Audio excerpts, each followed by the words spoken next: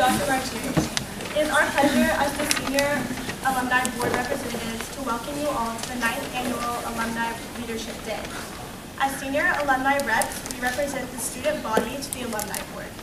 We attend Alumni Board meetings 4 times a year to give a report to the board members about what has been happening around school. We also assist in the Senior Class Annual Fund solicitation. For the past 9 years, Alumni Leadership Day has brought outstanding alumni to campus to spend time with the senior class as we consider life after Kinkaid. We are so lucky that so many wonderful volunteers are willing to take the morning off of work to share their knowledge and experiences with us. Okay, so please be appreciative and enthusiastic of their time, and please ask many questions. So we definitely stress that you guys ask questions. It's very important, and also that they're taking their time out to help us out. You have during the panel sessions, okay. Whether you want to ask them about specific colleges they attended, about internships, or about their careers right now, or maybe even general words of advice, they are here to help us as we are making decisions about our future. After our keynote speaker this morning, you'll each attend the 3 panel sessions on your schedule you received in the hall. The location of each panel session is at the bottom of your schedules. Please be on time to your panel sessions and to lunch in the OBLB lobbies, so that's the one like outside the Brown, but still inside the building. So we now have the pleasure to introduce Michelle Bullock, president of the Kinkaid Young Professionals Organization and Kinkaid graduate from the class of 2000. So let's give a round of applause.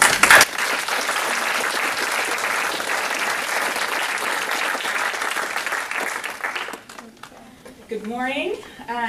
It's my pleasure as the president of the Kinkaid Young Professionals Organizations to welcome you once again to the 9th Annual Alumni Leadership Day.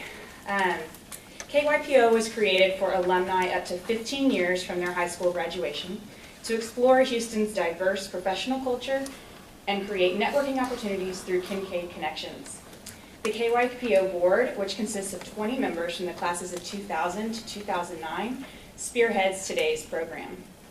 This year, I have the pleasure of introducing our keynote speaker, Meredith Hopson Beaupre. Not only is Meredith an alumni from the 1998 Kinkaid graduating class, but she's also a dear friend of mine. Meredith was a lifer at Kinkaid. She was involved in many of the activities that you all still participate in today: photography, field hockey, soccer, tennis, and sock. She was president of the French Club her senior year and very involved in community service throughout high school, both at Kinkaid through COSI as well as outside of school. During her senior year, Meredith received the Kinkaid Alumni Association Award and was elected to cum laude. After Kinkaid, Meredith attended Georgetown University in Washington, D.C., where she majored in French and Spanish and minored in business. She earned an MBA from Kellogg School of Management at Northwestern University. Meredith began working at J.P. Morgan 12 years ago in Chicago, and in 2013, she moved back to Houston and continues to work there in the Debt Capital Markets Group, which is a division of the investment bank. Meredith focuses on the origination, structuring, and execution of bank debt, institutional loans, and high-yield bonds for companies across various industries. Meredith and her husband, Andy, just gave birth to their first baby, Lauren, this June.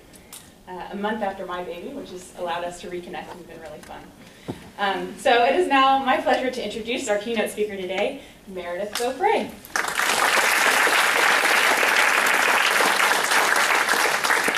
Good morning. Thanks, Michelle. It's great to be here today. You know, I'm definitely starting off on the right foot because as I was driving in, the very nice security guard asked me if I was here for Alumni Day, and when I said yes, he said, "What class did you graduate?" And I said, 98. He said, "Whoa, you're an old one." So you know, I got that going for me, although I can't be that far removed because I see Mr. Pickett, who was my kindergarten teacher, working the camera, so you know, it's reasonably close. But so I know what you're all thinking. Isn't the head writer from the Jimmy Fallon show a Kinkaid alum? Who invited the investment banker? Give me a little bit of time, maybe you'll come around to my side. So Michelle talked about some of my activities, but in terms of high school classes, what was I into? Math was okay. Science really wasn't my thing. Just to give you an example, the title of my 8th grade science project was, "Do Plants Depend on Light?" The answer is yes. So you could say I was more of a liberal arts gal. Loved history, loved English, but more than anything, I love languages. French, Spanish, Latin. We didn't have Greek or Chinese at the time, which I'm very jealous that you have that offering. I loved everything about it. I loved the classes, I loved the clubs, I loved the homestays, the interim term trips. I went to Mexico, Spain, and France multiple times. I even had the classic French exchange student stay with us one summer. So I had a great relationship with all the language teachers, but in particular, Madame O'Donnell and Madame Murdoch were very close to me, and I blocked a lot of hours with the two of them. I wasn't quite sure how I wanted to use languages later in life. A teacher, maybe an interpreter at the UN, maybe some type of international business. I don't think I was planning that far ahead. I just knew that I liked languages and I was pretty good at them. If you asked any of my friends, who are here today, or any of my friends who graduated with me, about my college decision process, they would tell you it was very long, very dramatic. Very dramatic. I had narrowed it down to two choices. The business school at UT and Georgetown, where I'd gotten into the languages and linguistics school, early action. And I mean, those obviously are very, very different choices. I was drawn to UT Business because both my parents were grads, and also they were both in finance. So they never promoted finance. I was just exposed to it naturally. So it kind of came down to field day, where everybody else had obviously their college T-shirts, and I still didn't know. So I made my own that said UT G-Town, and I thought that was abundantly clear that it was still a question, and everybody thought I was going to UT Galveston, which I don't know, maybe that would have been an easier choice, but in any event, just to cut the mystery short, as Michelle said, I went to Georgetown. Even though I actually had already sent my deposit into UT, I had a roommate in a room at Hardin House, I was ready to go. I was ready to be a Longhorn. And it turned out to be the absolute best decision for me. So I'm here to talk about finance, but incidentally, if you are considering Georgetown, please do grab me at some point today. I have such incredible things to say about that school. It really is a special place. I love every part of my college experience. So I declared my major in French pretty early on, no surprise, I'm guessing, to you guys. And I also declared an intended minor in Spanish. The twist is that sophomore year, I added a business minor. And to me, it felt like the best of both worlds.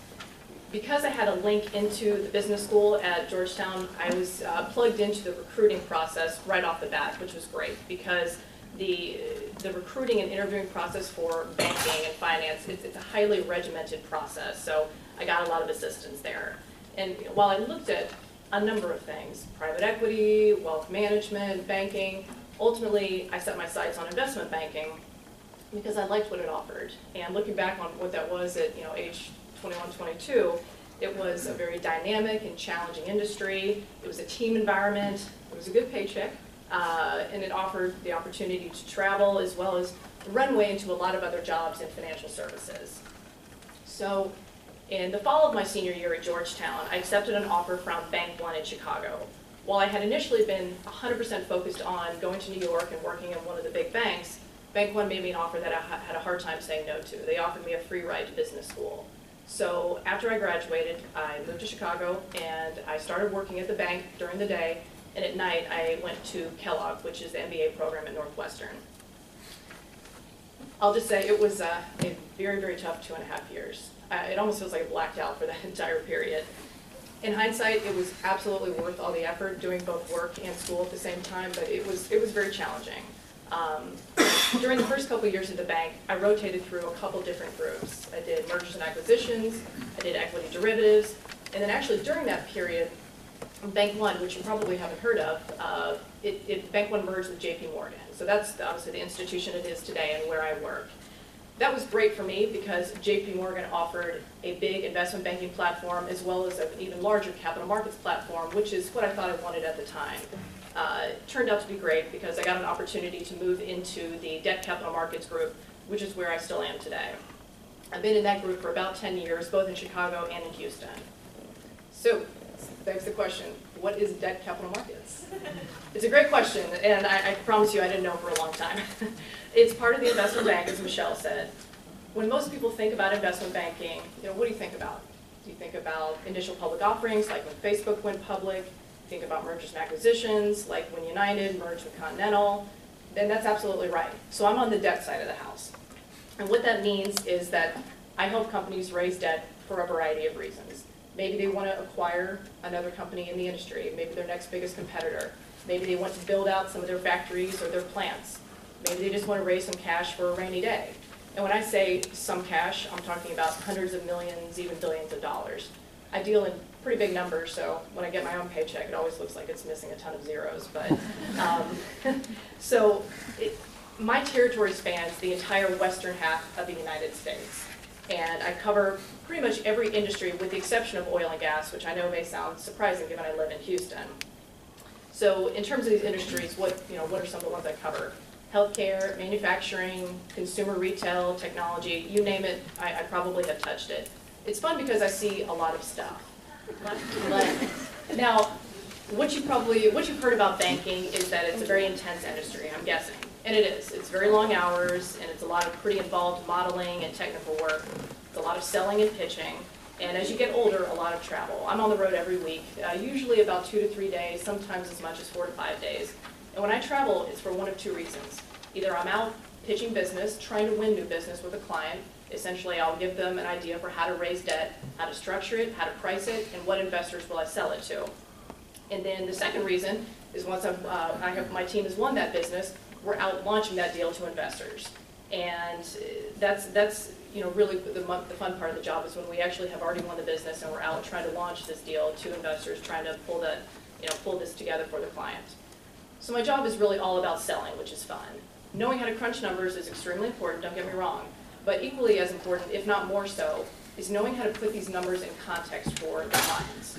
Knowing how to take an idea, put some numbers and strategy around it, and turn it into an action plan for the client, delivering solutions to your client.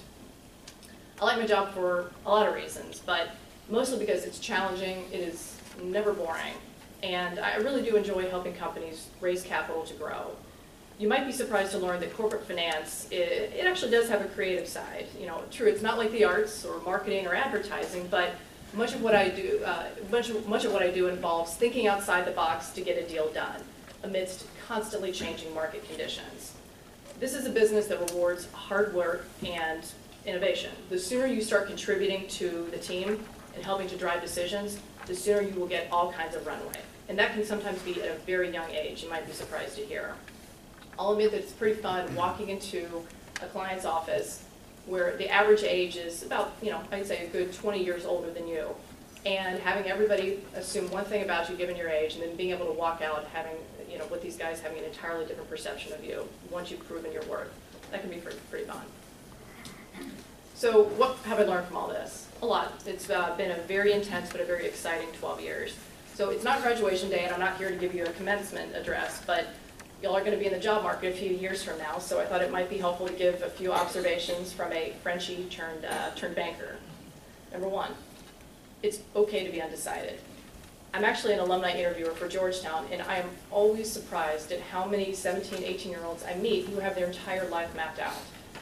From my perspective, you're not going to be any less competitive if you go into college not knowing what you want to do. In fact, I think that's a good thing, and that's why a day like today is great. Number two, and don't think the faculty told me to say this, there's no substitute for hard work. No, true, connections are great. Connections will help open doors and they'll help get you in the door. But I would venture to say you're rarely going to meet somebody at the end of a long, successful career who has made it entirely on connections. I would venture to say there was a lot of blood, sweat, and tears involved in that person's career. You don't have to be the first one in the door every day. You don't have to be the last one out the door every day. But the most talented people that I've worked with are the ones that show some serious hustle and some serious energy for what they do. It's not just a job. It's not just a paycheck. So number three, right out of college, no one's going to knock on your door to offer you a job. You're going to have to put in some effort. You're going to have to go after it pretty hard. Eventually, once you've established yourself, people will knock on your door. You will get calls from headhunters. The recruiting process for banking, as I mentioned earlier, it's competitive, but the good news is that it's highly structured. So I was lucky in that respect. But regardless of the industry, you're going to have to do your research. You're going to have to study for interviews. You're going to have to prep. And sometimes you'll have to apply to a lot of places and network with a lot of people before you find your seat. Come to terms with that. Most of us have had to do that. And you will eventually find your spot, I promise. That's why Kinkaid is great. We have this phenomenal alumni network that you really should leverage. More so than anything else in my life, and I sincerely mean this, Kinkaid had a huge hand in shaping who I am today, particularly the teachers here. I'm sure most of the alumni, if not all the alumni, feel the same way. So number four, and this is a very important one. and very applicable to me in particular. Don't be afraid to pursue something outside of your educational discipline. Be proud of what makes you, you, and own that, frankly. While I had a business minor, it was clear that my natural talent, or at least my experience, was in languages and linguistics. Most people in the interview process gave me the benefit of the doubt, but not everybody did. I will never forget one woman, in the first 2 minutes of my investment banking interview with her, told me that I should give up on banking, I didn't have the right background for it, and I should try something else. I gotta tell you, I really wish I still had this woman's information because I would love to email her and thank her actually for giving me something to rally against, number one. And number two, to tell her that she was wrong. She unfortunately made me fearful for a while that my French major, my background, it didn't fit, that I didn't fit the mold. And so for a while, it feels like I hid my major. Not necessarily hid it, but I didn't divulge that as freely as I should have. And I regret that because it is such a part of who I am. It's a big part of what makes me, me. And I love talking about it now because it's such an icebreaker. I wish I could use my languages more in my daily job, but regardless, it's a big part of who I am. Being good at languages gave me the confidence to go after something that was a little bit outside of my comfort zone. Find what you're good at, whether that's arts, whether that's math, sports, languages, whatever it is, nurture that, let that define you, and let your natural talent in one area be the confidence builder to venture into something new. Then when it comes time to look for a job, be sure to show passion for whatever it is that defines you. Employers are always on the lookout for multi-dimensional candidates, not single, candidates that have one narrow scope. These people can often see situations from a new or different angle. I'll tell you, that's what I look for when resumes come across my desk. A finance major is great, but it's not always a prerequisite. When you're looking for a job in my field, what's important is to show an aptitude for business, to show an interest in the markets, knowledge for what's going on in the world of finance, and an analytical mind. Here's a perfect example. A few years ago, our top recruit coming out of Kellogg, I do a lot of recruiting at the undergraduate and graduate level, our top recruit coming out of Kellogg was a TV producer. Now, she obviously had zero experience in finance, but she had a very crisp reason for why she wanted to make the jump from TV into banking. She was so dynamic, she was so confident, and all the big banks fought over her. We knew that we could teach her the business, we knew that she had the ability to learn the necessary skills. And ultimately she picked Goldman Sachs, that's okay. But the point is that she came from a different background and she has succeeded, many, many times over. And the same can apply to college majors. So I want you to keep that in mind. And the last thing, this may sound so obvious, but have a life. Make time for other things, your family, your friends, your hobbies. Investment banking it's a rigorous career and you definitely have to sacrifice a lot of free time. But from the perspective of hindsight, I may have taken it a few steps too far, I may have put too much pressure on myself. That's always been my nature, and it was at Kinkaid too. I know my teachers and my friends would agree with that. Do I think I would have made it to the same place had I not put such an immense amount of pressure on myself and worked as hard as I did? I don't know, I'll never know.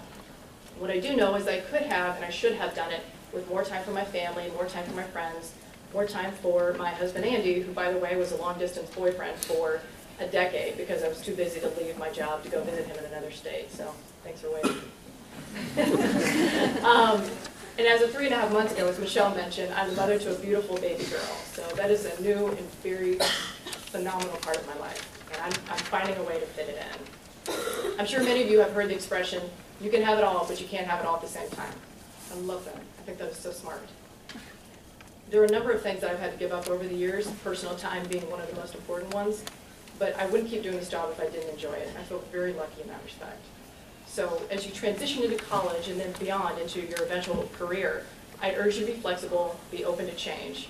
You might be surprised to find out that your future career path is totally different than what you're thinking it might be today. I mean, when I was a kid, I thought I wanted to be a vet. I didn't even mention that. So having said that, let me stop here because I really am just the opening act. There is a really talented group of alumni. I can hear them out there. They're here today to talk to you about their careers. The Advancement Office in KYPO has done such a great job organizing this event over the last few years. We had nothing like this, and I wish that we did. So don't let us off the hook. Ask the tough questions. And thanks again for having me here today. I wish everybody good luck.